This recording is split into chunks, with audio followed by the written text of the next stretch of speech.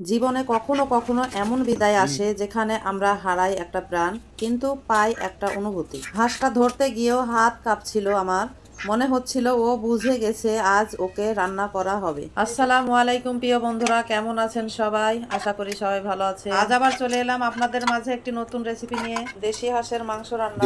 প্রথমে হাঁসটিকে ভালোভাবে পরিষ্কার করে নিয়েছি। এবার একটু হলুদ গুঁড়া মাখিয়ে নিলাম ঝলসানোর জন্য, 5 মিনিট রেখে দেব। দেখুন হাঁসের মাংসগুলা পিস পিস করে কাটা হয়ে গেছে, এবার ধুয়ে নেব। কিন্তু তার আগে হাঁসের গলার ভিতরে চিকন একটা রগ থাকে, সেটা খিলের সাহায্যে বের করে ফেলে দেব।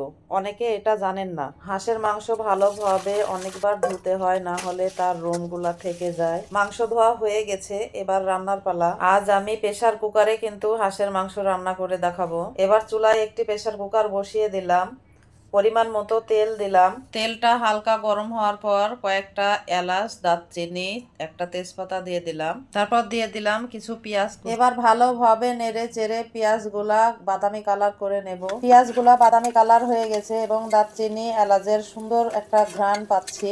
এবার মশলাগুলা দিয়ে দেব। দেখুন আমি এখানে আদা বাটা, রসুন বাটা, মরিচের গুঁড়া, লবণ পরিমাণ মতো, হলুদ গুঁড়া, জিরা গুঁড়া নিয়ে নিয়েছি। সবগুলা একসঙ্গে ঢেলে দেব। এবার একটু পানি দিয়ে মশলাগুলা ভালোভাবে তেলের সঙ্গে নেড়ে চেড়ে নেব। মশলাগুলা 2-3 মিনিট কষিয়ে নেব, যাতে কাঁচা মশলার গন্ধটা দূর হয়ে যায়। মশলা কষানো হয়ে গেছে, তেলগুলা উপরে ভাসছে। এবার মাংসগুলা দিয়ে দেব। মাংসগুলা দেওয়া হয়ে গেল। এবার মাংসগুলা মশলার সাথে ভালোভাবে নেড়ে চেড়ে মিক্সার করে নেব। এভাবে কষিয়ে রান্না করলে হাঁসের মাংস খেতে অনেক স্বাদ হয়। এবার ঢাকনা দিয়ে ঢেকে 5 মিনিট অপেক্ষা করব। ঢাকনা খুলে দেখি তলে মশলা লেগে গেছে, তাই একটু পানি দিয়ে আবার ভালোভাবে নেড়ে চেড়ে দেব। হাঁসের মাংস যত কষাবেন তত স্বাদ, যত নাড়বেন তত স্বাদ।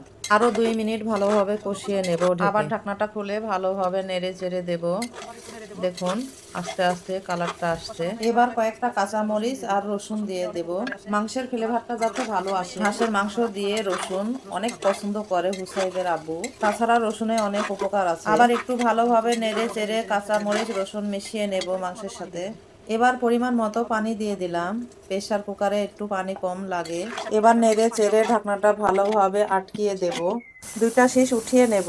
আমার প্রেসার কুকারে 2টা শীষ দিলেই মাংস সিদ্ধ হয়ে যায়। তাড়াতাড়ি ঢাকনাটা খোলার জন্য উপরে একটু পানি ছিটিয়ে দিলাম।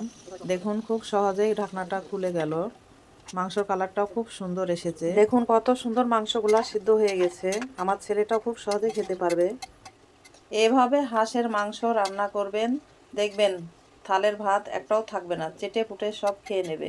বন্ধুরা ভিডিওগুলো বানাতে বোঝেনি তো, অনেক কষ্ট হয়। প্লিজ লাইক, শেয়ার, কমেন্ট করে পাশে থাকবেন অবশ্যই।